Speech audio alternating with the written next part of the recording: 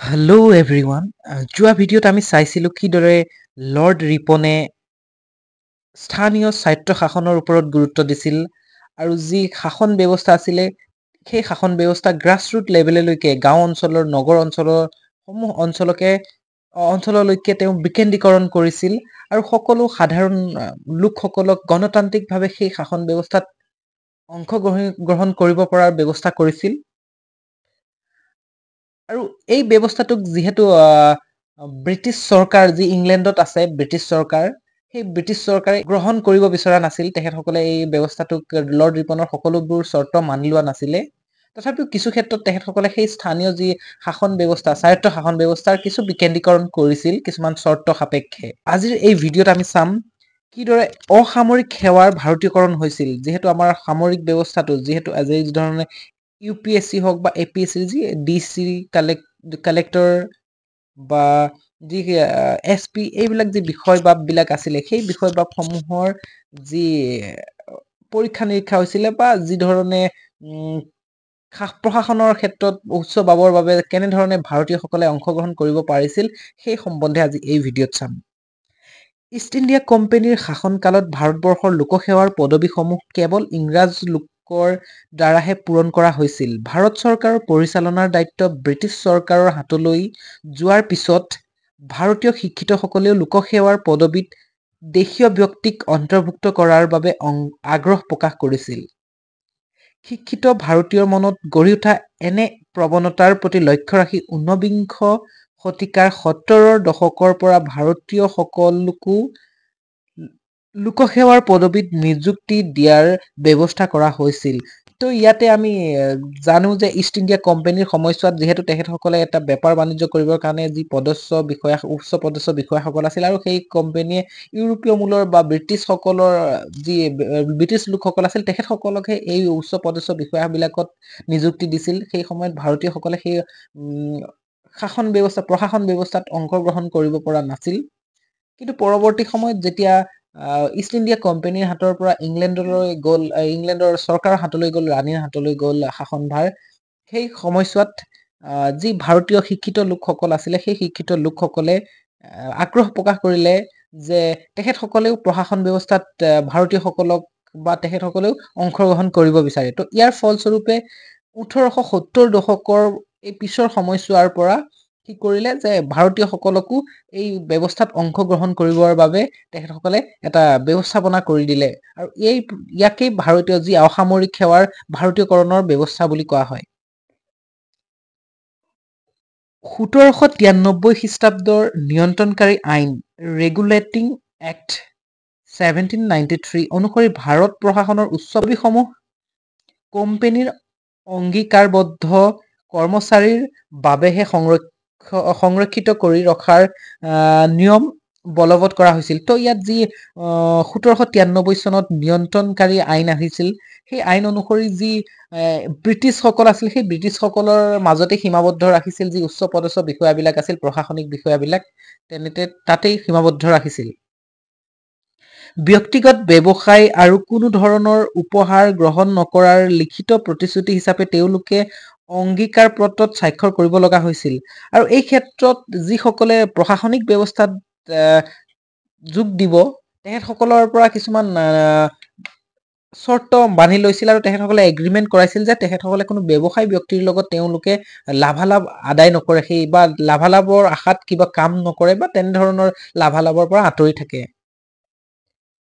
তদানীন্তন governor general lord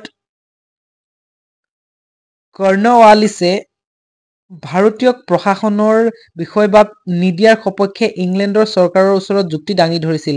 আৰু সেই সময়ত যি গভৰ্ণৰ জেনেৰেল আছিলে প্ৰথম অৱস্থাত লৰ্ড কৰ্ণৱালিছ, আৰু তেওঁ কি কৰিছিল যে ভাৰতীয়সকলক এই প্ৰশাসন ব্যৱস্থাত যোগ নিদিবলৈ, মানে ব্ৰিটিছ যি ইংলেণ্ডৰ শাসন চৰকাৰ আছিলে বা ইংলেণ্ডৰ ৰাণীৰ অধীনত যি পাৰ্লিয়ামেণ্ট আছিলে সেই পাৰ্লিয়ামেণ্টক তেওঁলোকে কি কৰিছিলে যে আবেদন কৰিছিল বা তেখেতসকলক পৰামৰ্শ দিছিলে যে ভাৰতীয়সকলক শাসন ব্যৱস্থাত অংশগ্ৰহণ কৰিব দিব নালাগে।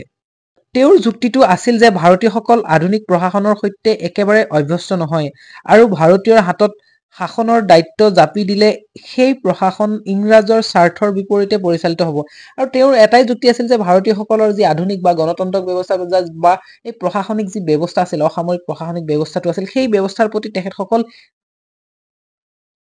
চিনাকি বা তেখেতসকলৰ অভ্যাস নাছিলে বা এই ব্যৱস্থাৰ বিষয়ে তেখেতসকলে নাজানে। তো সেইবাবে তেখেতসকলৰ যদি এই দায়িত্ববিলাক দিয়া হয়, ব্ৰিটিছ চৰকাৰৰ বিপক্ষেহে তেওঁলোক পৰিচালিত হ'ব। বা কিন্তু উদাৰ চিতিয়া ইংৰাজ চিন্তাবিদ ছাৰ থমাছ মনৰো আৰু ছাৰ জন মেলকমে কৰ্ণৱালিছৰ এই যুক্তি মানি লোৱা নাছিল। আৰু সেই সময়ত এই ইংৰাজৰ চিন্তাবিদ আছিলে, যে পলিটিচিয়ান আছিলে বা তেখেতৰ যি ইংলেণ্ডৰ পাৰ্লিয়ামেণ্টৰ দুজন ব্যক্তি আছিলে, এজন হৈছে ছাৰ থমাছ মনৰো আৰু আনজন হৈছে ছাৰ জন মেলকমে। আৰু এই তেখেতলোক দুজনে এই কৰ্ণৱালিছে যি যুক্তি দিলে, সেই যুক্তিক নাকচ কৰিলে আৰু তেখেতসকলে ভাৰতীয়সকলকো যে শাসন ব্যৱস্থাত অংশগ্ৰহণ কৰিব পাৰে তাৰ প্ৰতি তেওঁলোকে সঁহাৰি জনাইছিলে। 1833 খ্ৰীষ্টাব্দৰ চনতে ভাৰতীয় লোকক শাসনৰ উচ্চ পদবীত মকৰল কৰাৰ ক্ষেত্ৰত সন্মতি জনাইছিল। আইনখনে ভাৰতীয়ক লোকসেৱাৰ পদবীত নিযুক্তিৰ ক্ষেত্ৰত অৰ্হতা নিৰ্ধাৰণৰ ব্যৱস্থা ল'বলৈ নিৰ্দেশ দিছিল। কোম্পানীৰ ডাইৰেক্টৰেটসকলৰ বিৰোধিতাৰ কাৰণেই সেইটো সম্ভৱ হৈ উঠা নাছিল। তো যি 1833 চনত এখন আহিছিল, চাৰ্টাৰ এক্টবিলাক আহি আছিলে, 1833 চনত যোনখন আইন আহিছিলে, সেই আইনখনে যি ব্ৰিটিছ চৰকাৰে তেতিয়া এই কোম্পানীৰ শাসন ব্যৱস্থাক কৈছিলে যে ইয়াত ভাৰতীয়সকলকো উচ্চ পদস্থ বিষয়াসকলক নিযুক্তি দিয়াৰ ক্ষেত্ৰত কিবা ব্যৱস্থাপনা কৰক, তেখেতসকলৰ আৰ্হতাৰ বিষয়ে নিৰ্দেশনা দিয়ক বা তেখেতসকলৰ আৰ্হতাৰ ভিত্তিত তেখেতসকলক নিযুক্তি দিয়ক, এনেকে ধৰণৰ ব্যৱস্থা কৰিছিল। কিন্তু কোম্পানীৰ শাসন ব্যৱস্থাই এইটো মানি লোৱা নাছিল আৰু ইয়াক তেখেতসকলে ভাৰতীয়সকলক সেই উচ্চ পদস্থ বিষয়া পদত নিযুক্তি দিবলৈ নিবিচাৰিছিলে তেখেতসকলে। অৱশ্যে এই আইনখনে ভাৰতীয়সকলৰ প্ৰতি আগবঢ়োৱা উদাৰ মনোভাৱক ইংৰাজ শাসকসকলে সম্পূৰ্ণ অৱজ্ঞা কৰিব পৰা নাছিল। 1833 খ্ৰীষ্টাব্দত ডেপুটি মেজিষ্ট্ৰেট আৰু 1843 খ্ৰীষ্টাব্দত ডেপুটি কালেক্টৰ নামৰ দুটা পদবীৰ সৃষ্টি কৰি দুয়োটা পদবীৰ বাবে ভাৰতীয় ব্যক্তি উপযুক্ত হ'ব বুলি জানিবলৈ দিছিল। তো এই যিহেতু এতিয়া চৰকাৰৰ এটা নিৰ্দেশ হয়, ইংৰাজ চৰকাৰৰ অধীনতেতো কোম্পানীটো আছিল। তো সেই কোম্পানীয়ে সেইবাবে তেখেতসকলে এই কোম্পানীক নিৰ্দেশনা দিছিল যে ভাৰতীয়সকলক প্ৰশাসনত জড়িত কৰিব লাগে বুলি। কিন্তু কোম্পানীয়ে মানি নললেও কিন্তু এতিয়া কি হৈছিলে যে চৰকাৰৰ নিৰ্দেশ, তেখেতসকলৰ চৰকাৰৰ নিৰ্দেশ, তো সেইকাৰণে ইমপ্লিমেণ্ট কৰিবৰ কাৰণে তেখেতসকলে ব্যৱস্থাপনা কৰিছিল। আৰু সেই মৰ্মেই এই 1833 চনতে দুটা পদবীৰ সৃষ্টি কৰিলে। এটা পদবী হৈছে ডেপুটি কালেক্টৰ আৰু এটা পদবী হৈছে ডেপুটি মেজিষ্ট্ৰেট। আৰু এই দুটা পদবীতে কি কৰিব, ভাৰতীয়সকলক নিযুক্তি পোৱাৰ বাবে তেখেতসকলে অৰ্হতা ভিত্তিত তেখেতসকলে নিযুক্তি দিব বুলি বা নিযুক্তি পাব বুলি তেখেতসকলে নিৰ্দেশনা দিলে সেই সময়ছোৱাত। 1853 খ্ৰীষ্টাব্দৰ চনতে লোকসেৱাৰ বাবে প্ৰতিযোগিতামূলক পৰীক্ষা অনুষ্ঠিত কৰাৰ বাবে নিৰ্দেশ দিছিল। আৰু ইয়াৰ পৰৱৰ্তী সময়ত 1853 খ্ৰীষ্টাব্দত পোনপ্ৰথমবাৰৰ বাবে কি কৰিছিলে যে এই চনতখন যি এখন চাৰ্টাৰ একাউণ্ট আহিছিলে 1853 চনত, সেই আইনখনে কি কৰিলে যে এই পদবীবিলাকত নিযুক্তি দিবৰ বাবে এটা লোকসেৱাৰ প্ৰতিযোগিতামূলক পৰীক্ষা অনুষ্ঠিত কৰাৰ নিৰ্দেশনা দিলে। ভাৰতীয় লোককো এই পৰীক্ষাত অৱতীৰ্ণ হোৱাৰ বাবে অনুমতি দিছিল। আৰু ইয়াতো ভাৰতীয়সকলক যিহেতু ইয়াত ভাৰতৰ শাসন ব্যৱস্থাত আৰু এই ভাৰতীয়সকলকো তাত এই যি প্ৰতিযোগিতামূলক পৰীক্ষা পাতিব তাত অংশগ্ৰহণ কৰিবলৈ তেখেতসকলক অনুমতি দিছিলে।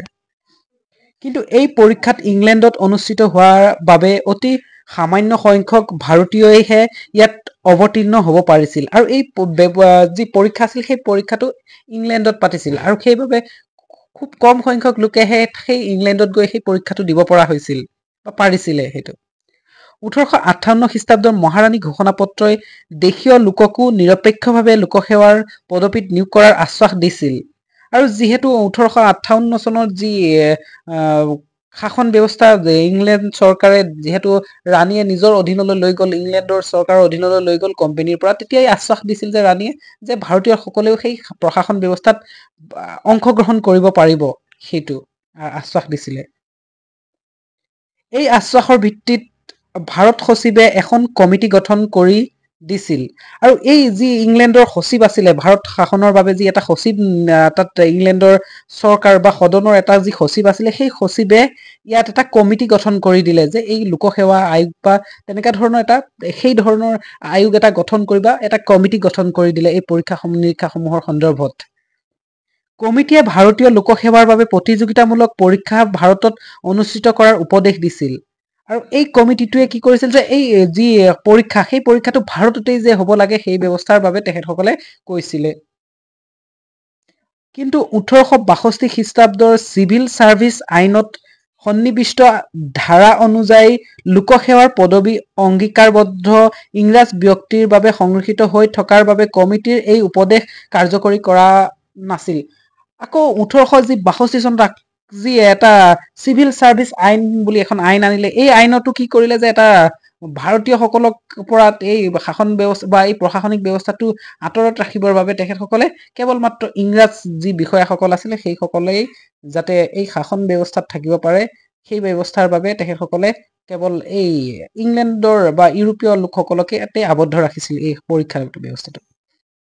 1865 খ্ৰীষ্টাব্দলৈকে লোকসেৱা পৰীক্ষাত অৱতীৰ্ণ হোৱা পৰীক্ষাৰ্থীৰ সৰ্বোচ্চ বয়সৰ সীমা আছিল 22 বছৰ। কিন্তু 1866 খ্ৰীষ্টাব্দত এই সৰ্বোচ্চ বয়সৰ সীমা 21 বছৰ কৰা হৈছিল। ইয়াৰ ফলস্বৰূপে অতি কম সংখ্যক ভাৰতীয়ই এই পৰীক্ষাত অৱতীৰ্ণ হ'ব পাৰিছিল।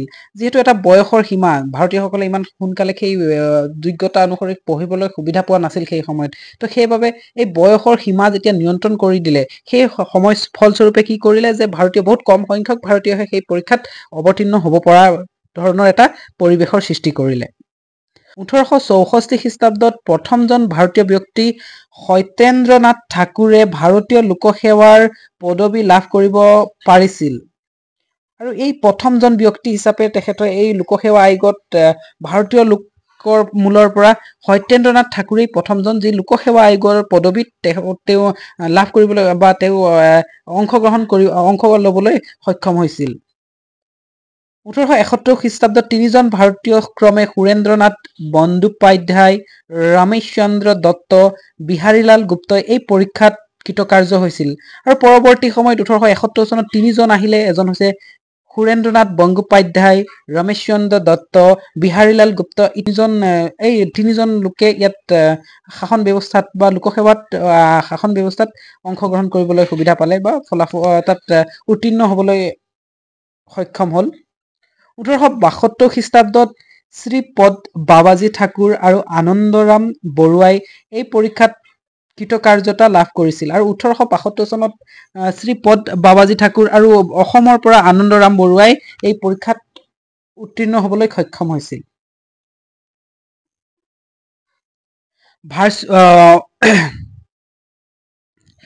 ভাইচৰয় লৰ্ড লিটনৰ কাৰ্যকালত 1876 পৰা 80 ভাৰতীয় লোকসেৱাৰ পৰীক্ষাৰ্থীৰ বয়স 21 বছৰৰ পৰা 19 বছৰলৈ হ্ৰাস কৰিছিল। আৰু এই ইংলেণ্ডৰ শাসন ব্যৱস্থাই এটা এনেকুৱা ব্যৱস্থা কৰি ৰাখিছিল যে ভাৰতীয়সকলক কেনেধৰণে ইয়াৰ পৰা আঁতৰাই ৰাখিব পাৰিম। আৰু এই ক্ষেত্ৰত বয়সটোৱেই আছিল তেখেতসকলৰ প্ৰধান সূত্ৰ, বা তেখেতসকলে বয়সৰ সীমা কমাই দিয়াৰ লগে লগে ভাৰতীয়সকলে সেই শিক্ষাৰ অৰ্হতাটো কমি যাব, কাৰণ সেই কম বয়সৰ ব্যক্তিসকলে সেই সময়ত সেই পৰ্যায়ৰ শিক্ষা ব্যৱস্থা লাভ কৰিবলৈ সক্ষম হোৱা নাছিল। সেইবাবে এইটোৱে আছিল তেখেতসকলৰ প্ৰধান ৱেপন হিচাপে তেখেতসকলে ব্যৱহাৰ কৰিছিল ইয়াত। ইতিমধ্যে ৰাজহুৱা জীৱনৰ পাতনি মেলা সুৰেন্দ্ৰ নাথ বন্দ্যোপাধ্যায় ইয়াৰ বিৰুদ্ধে এটা তীব্ৰ জনজাগৰণ গঢ়ি তুলিছিল। আৰু এই ব্যৱস্থাটো ভাৰতীয়সকলেও চাই থকা নাছিলে, ভাৰতীয়সকলেও ইয়াৰ প্ৰতিবাদ কৰিছিল। ইয়াৰ ভিতৰত সুৰেন্দ্ৰ নাথ বন্দ্যোপাধ্যায়ো আছিল এজন ব্যক্তি যি জনজাগৰণ কৰিছিল যে এইটো ব্ৰিটিছে বেয়া ব্যৱস্থা কৰিছে, ইয়াত ভাৰতীয়সকলৰ হকে অন্যায় কৰিছে, এনেকুৱা ধৰণৰ এটা ব্যৱস্থা তেখেতসকলে জনজাগৰণৰ সৃষ্টি কৰিলে। লোকসেৱা পৰীক্ষাৰ্থীৰ বয়সৰ সীমা সম্বন্ধে ভাৰতীয়ৰ মতামত জানিবলৈ বন্দ্যোপাধ্যায়ে লালমোহন ঘোষ নামৰ এজন আইনবিদক ইংলেণ্ডলৈ পঠাইছিল। আৰু এই ব্যৱস্থাৰ বিষয়ে বা এই ভাৰতীয়সকলৰ সমস্যাৰ বিষয়ে তেওঁ দাঙি ধৰিবলৈ এজন ইয়াত আইন আইনবিদ মানে উকিলক পঠালে, এজন উকিল পঠাই দিলে ইংলেণ্ডলৈ। ইংলেণ্ড চৰকাৰে ঘোষৰ যুক্তি মানি লৈ ভাৰতীয় লোকসেৱাত পৰীক্ষাৰ্থীৰ বয়স পুনৰ 22 বছৰ কৰিবলৈ বাধ্য হৈছিল। লৰ্ড লিটনৰ কাৰ্যকালত ব্ৰিটিছ চৰকাৰে ভাৰতীয় লোকসেৱা সম্বন্ধীয় এখন বিধি তৈয়াৰ কৰিছিল। এই বিধি অনুসৰি যি এক ষষ্ঠাংশ লোকসেৱাৰ পদবী অংগীকাৰবদ্ধ ইংৰাজ ব্যক্তিৰ কাৰণে সংৰক্ষিত আছিল, সেই পদবীসমূহ স্থানীয় চৰকাৰৰ মনোনীত ভাৰতীয় লোকৰ দ্বাৰা পূৰণ কৰাৰ ব্যৱস্থা কৰা হৈছিল। আৰু এই লৰ্ড লিটনৰ কাৰ্যকালৰ সময়তে কি কৰিছিল, তেখেতসকলে এই ভাৰতীয়সকলক যাতে এই স্থানীয় যি পদবীবোৰ আছিল সেই পদবীবিলাকত নিয়োগ কৰিবলৈ তেওঁ ব্যৱস্থাপনা কৰিছিল, আৰু সেই মৰ্মে তেওঁ কাৰ্যকৰীও কৰিছিল। ইংলেণ্ড চৰকাৰে ভাৰত সচিব আৰু ভাইচৰয়ৰ অনুমতিৰ সাপেক্ষে এই পদবীসমূহত ভাৰতীয়ক নিযুক্ত দিয়াৰ প্ৰতিশ্ৰুতি দিছিল। ভাইচৰয় লৰ্ড লিটনে নিজাকৈ পদবীসমূহৰ বাবে উচ্চ বংশজাত ভাৰতীয় ব্যক্তিক বাছনি কৰাৰ নিৰ্দেশ দিছিল, কিন্তু উচ্চ শ্ৰেণীভুক্ত ভাৰতীয়ক আকৰ্ষণ কৰিব নোৱাৰাত গোটেই ব্যৱস্থাটো কাৰ্যকৰী কৰিব পৰা নাছিল। তো লৰ্ড লিটনে কি কৈছিলে, সেই সময়ত উচ্চ বংশৰ যি লোকসকল আছিল সেই উচ্চ বংশৰ লোকসকলক এই শাসন ব্যৱসায় বা এই পদবীসমূহত নিয়োগ কৰিবৰ বাবে তেখেতসকলক টাৰ্গেট কৰিছিল বা তেখেতসকলৰ দৃষ্টি আকৰ্ষণ কৰিবলৈ যত্নপৰ হৈছিল, কিন্তু তেখেতসকল এই উচ্চ পদস্থ বিষয়াসকল ইংৰাজসকলৰ এই ব্যৱস্থাৰ প্ৰতি আকৰ্ষিত হোৱা নাছিল বাবে এই ব্যৱস্থাটো সফলভাৱে কাৰ্যকৰী কৰিব পৰা বিধৰ নহল। ভাৰতীয় জাতীয় কংগ্ৰেছৰ জন্মলগ্নৰে পৰা লোকসেৱাৰ পৰীক্ষাসমূহ ইংলেণ্ড আৰু ভাৰতত একেলগে অনুষ্ঠিত কৰিবলৈ দাবী জনাই আহিছিল। ভাইচৰয় লৰ্ড ডাফৰিনে গোটেই বিষয়টো বিবেচনা কৰিবলৈ 1886 খ্ৰীষ্টাব্দত পাব্লিক ছাৰ্ভিচ কমিশ্যন গঠন কৰিছিল। তদানীন্তন পঞ্জাৱৰ লেফটেনেণ্ট গভৰ্ণৰ ছাৰ চাৰ্লছ আইচিছনৰ পৌৰোহিত্যত এখন আয়োগ গঠন কৰি দিছিল। তো ইয়াত কি যি কংগ্ৰেছ আছিলে, ভাৰতীয় জাতীয় কংগ্ৰেছৰ সেই সময়ত জন্ম হৈ গৈছিলে 1885 খ্ৰীষ্টাব্দত। তো ইয়াৰ পিছৰে পৰা ইয়াত ভাৰতত যাতে এই লোকসেৱা আয়োগখন গঠন কৰিব লাগে বা ইংলেণ্ডত যেতিয়া সেই পৰীক্ষাটো পাতে ইয়াতো পাতিব লাগে বুলি তেখেতসকলে দাবী কৰিছিল, আৰু ইয়াৰ ফলস্বৰূপে 1868 খ্ৰীষ্টাব্দত এটা পাব্লিক ছাৰ্ভিচ কমিশ্যন গঠন কৰিছিলে। আৰু এই আয়োগে কি কৰিছিলে যে এখন কমিশ্যন গঠন কৰিছিল, আৰু ইয়াত লেফটেনেণ্ট গভৰ্ণৰ ছাৰ চাৰ্লছ আইজৰ পৌৰোহিত্যত তেখেতে তত্বাৱধান কৰিছিল আৰু এই আয়োগখন গঠন কৰিছিল। ইয়াত আইচিছন আয়োগে লোকসেৱা বিভাগটোক 3টা ভাগত ভাগ কৰাৰ বাবে অনুমোদন জনাইছিল, আৰু এই যি আইচিছনৰ যি আয়োগখন গঠন হৈছিলে সেই আয়োগখনক কি কৰিছিলে যে 3টা ভাগত ভাগ কৰিব দিছিলে। এই চিভিল ছাৰ্ভিচৰ যি বা লোকসেৱাৰ যি বিভাগটো আছিলে সেইটোক 3টা আছিল।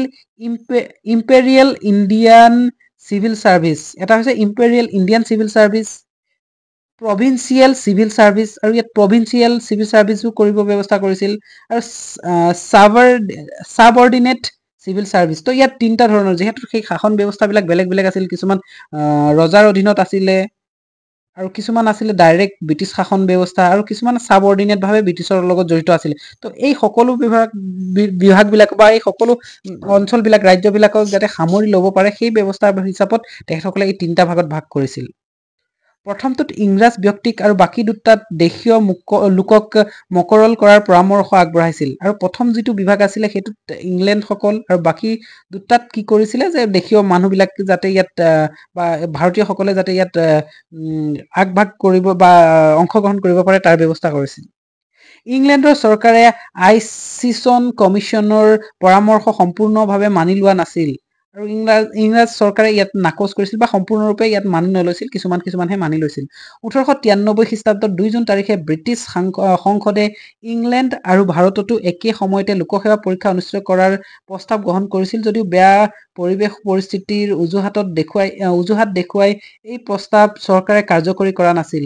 1893 চনত এই যিহেতু ভাৰতীয়সকলে সেই লোকসেৱা আয়োগ ইয়াত পতাৰ বাবে যিহেতু বাৰে বাৰে তেখেতসকলে প্ৰতিবাদ কৰিছিল বা তেখেতসকলে অনুৰোধ কৰিছিল, ইয়াৰ ফলস্বৰূপে কি কৰিছিলে, ইয়াত পতাৰ সিদ্ধান্ত ল'লে 1893 খ্ৰীষ্টাব্দৰ 2 জুনত। কিন্তু ইয়াত পৰিৱেশ ব্যৱস্থা, ইয়াৰ ৰাজনৈতিক পৰিৱেশটো সুস্থিৰ নহয় বুলি বা বিভিন্ন ধৰণৰ অজুহাত দেখাই তেখেতসকলে সেই পৰীক্ষাটো তেতিয়া নাপাতিলে। 1922 খ্ৰীষ্টাব্দৰ ব্ৰিটিছ চৰকাৰে লৰ্ড ইছলিংটনৰ নেতৃত্বত royal commission on public service গঠন কৰিছিল। আৰু ইয়াৰ পৰৱৰ্তী সময়ত 1922 খ্ৰীষ্টাব্দত ব্ৰিটিছ চৰকাৰে লৰ্ড ইছলিংটনৰ নেতৃত্বত কি কৰিছিলে, এটা royal commission of public service, এই পাব্লিক ছাৰ্ভিচবিলাক যিটো আমাৰ ভাৰতীয় লোকসেৱা আহিল, ইয়াৰ পৰ্যায়ক্ৰমে কেনেকৈ আহিছিল ইয়াৰ সম্বন্ধে ইয়াত বিৱৰণ দি আছে। এইটো এতিয়া 1922 চনত যি আহিছিলে এইটোক royal commission of public service বুলি কৈছিলে।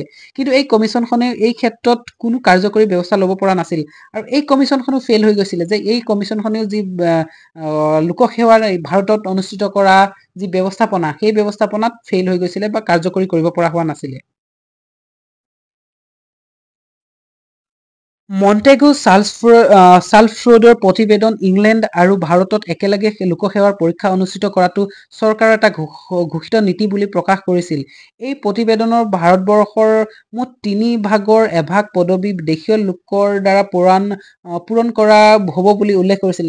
আৰু ইয়াৰ পৰৱৰ্তী সময়ত মন্টেগু চাল্ফৰ্ডৰ যি প্ৰতিবেদন আহিছিলে, এই প্ৰতিবেদনৰ অনুসৰি কি কৰিলে যে ইয়াত কি হ'ব, 3 ভাগৰ এভাগ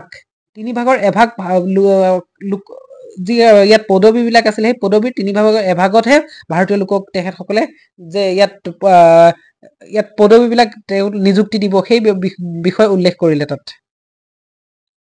আনকি নিযুক্তিৰ ক্ষেত্ৰত প্ৰতি বছৰে শতকৰা 1.5 ভাগকৈ দেশীয় প্ৰাৰ্থীৰ হাৰ বৃদ্ধি কৰা হ'ব বুলিও জনালে। আৰু এই আইনখনতে কি জনালে যে এই ব্যৱস্থাত প্ৰথম অৱস্থাত যিহেতু 3 ভাগৰ এভাগতহে ভাৰতীয়সকলক নিযুক্তি দিব, আৰু লাহে লাহে ইয়াত ক্ৰমে ইয়াত বছৰি হিচাপত বঢ়াই যাব বুলি ক'লে। যে বছৰি কিমানকে বঢ়াব, 1.5 ভাগকৈ, মানে এটা পাৰ্চেণ্টেজ তেখেতসকলে বঢ়াই যাব বুলি পদবীবিলাকত তেখেতসকলে উল্লেখ কৰিলে।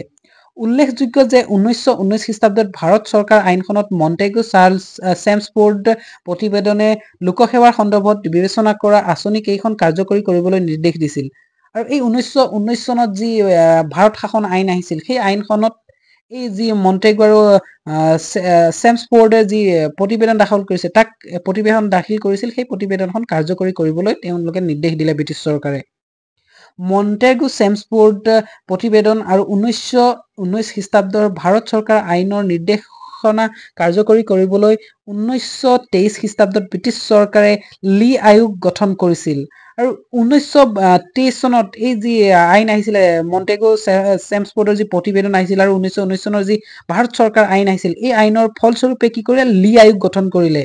লি আয়োগে তাৎক্ষণিকভাৱে ভাৰতবৰ্ষত লোকসেৱা আয়োগ গঠনৰ প্ৰস্তাৱ আগবঢ়াইছিল, আৰু 15টা বছৰৰ ভিতৰত লোকসেৱাৰ পদবীত ভাৰতীয় লোকক নিযুক্তিৰ পৰিমাণ 50% বৃদ্ধি কৰিবলৈ উপদেশ দিছিল। আৰু এই লি কমিশ্যন যি আহিলে, লি আয়োগ আহিলে, এই লি আয়োগে কি কৰিলে যে ভাৰতত এটা লোকসেৱা গঠন কৰিব লাগে বুলি তেওঁ নিৰ্দেশ দিলে। আৰু 15টা বছৰ, মানে 15 বছৰৰ ভিতৰত 50% ভাৰতীয় মানুহক যে এই শাসন লোকসেৱা যি পদবীবিলাক আছিলে, সেই পদবীত অংশগ্ৰহণ কৰিবলৈ তেখেতসকলে যুক্তি দিলে। বা 1935 খ্ৰীষ্টাব্দত ব্ৰিটিছ সংসদত গৃহীত হোৱা ভাৰত চৰকাৰ আইনখনে ভাৰতবৰ্ষত যুক্তৰাষ্ট্ৰ গঠন কৰা হ'ব বুলি ঘোষণা কৰিছিল। ভাৰতীয়ৰ হাতত অধিক ক্ষমতা তুলি দিয়াৰ উদ্দেশ্যে প্ৰদেশসমূহত